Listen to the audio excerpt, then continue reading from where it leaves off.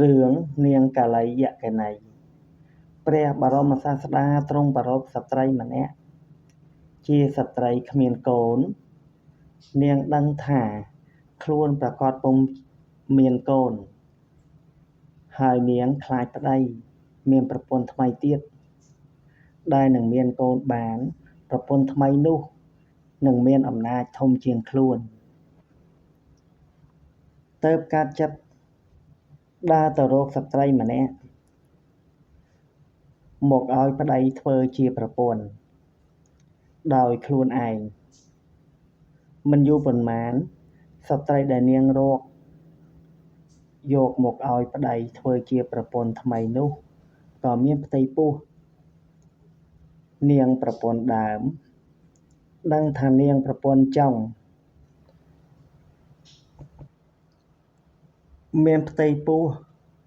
ក៏យកថ្នាំពឹសមកឲ្យប្រពន្ធចុងផឹកនាងប្រពន្ធចុងស្មានថាជាថ្នាំសម្រាប់រក្សាគោក៏យកថ្នាំពឹសនោះទៅផឹកនាងប្រពន្ធចុង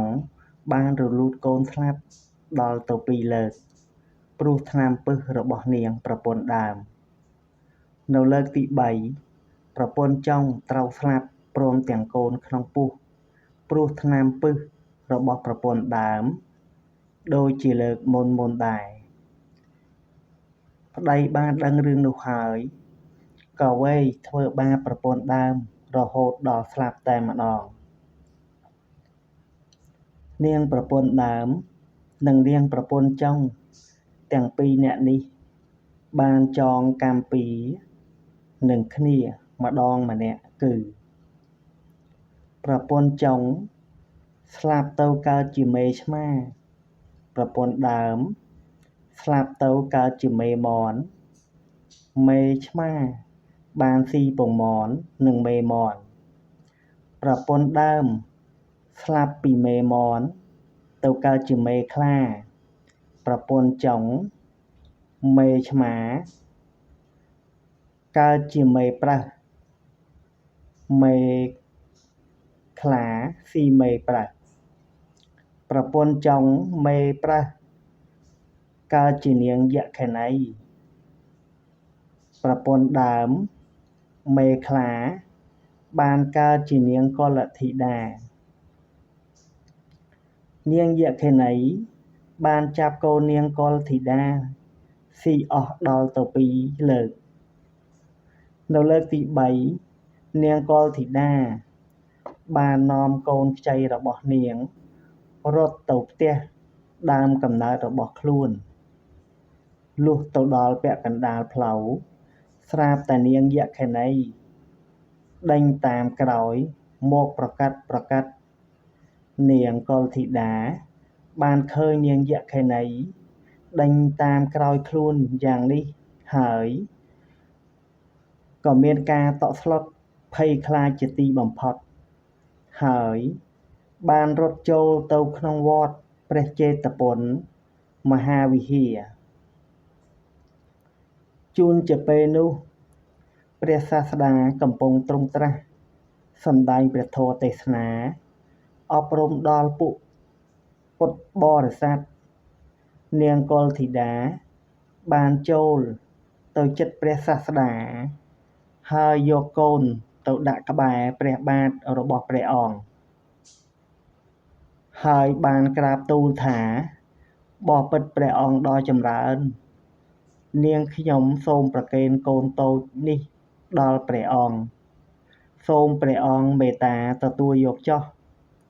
បន្ទាប់មកនាងយក្ខិនីក៏បានមកដល់ទីនោះដែរ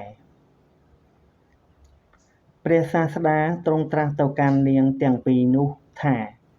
ណែនាងទាំងពីរព្រោះហេតុអ្វីណោបានជាពួកនាងតាមចងកម្មពីដល់គ្នានឹងគ្នាមិនចេះឈប់ឈរយ៉ាងដូច្នោះហើយព្រះអង្គត្រាស់នៅព្រះគាថានេះថាអ្នកហិ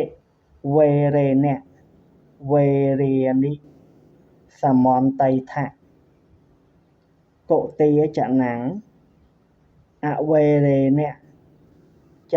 សមន្តិ អេសៈធម្មោសនន្តណោ ក្នុងកាលណាណាក៏ដោយធម្មតាពាក្យទាំងឡាយនៅក្នុងលោកនេះមិនដែលស្ងប់រងាប់ដោយការចងពីឡើយតាមការពិតពាក្យទាំងឡាយតែងស្ងប់រងាប់ដោយការមិនចងពីនេះជាធម៌ចាស់មានយូរណាស់មកហើយក្នុងការចប់ព្រះធម៌ទេសនានាងយក្ខិនីនោះបានតាំងនៅក្នុងសោតាបត្តផលចំនួនគឺការចងពីដល់គ្នានឹងគ្នាក៏បានចប់ព្រះធម៌ទេសនាមានប្រយោជន៍ដល់ជនច្រើនអត្ថកថាខុទ្ទកនិកាយគាថាធម្មបទភាគ1ទំព័រទី100ដល់115នៃសតនបិដកលេខ52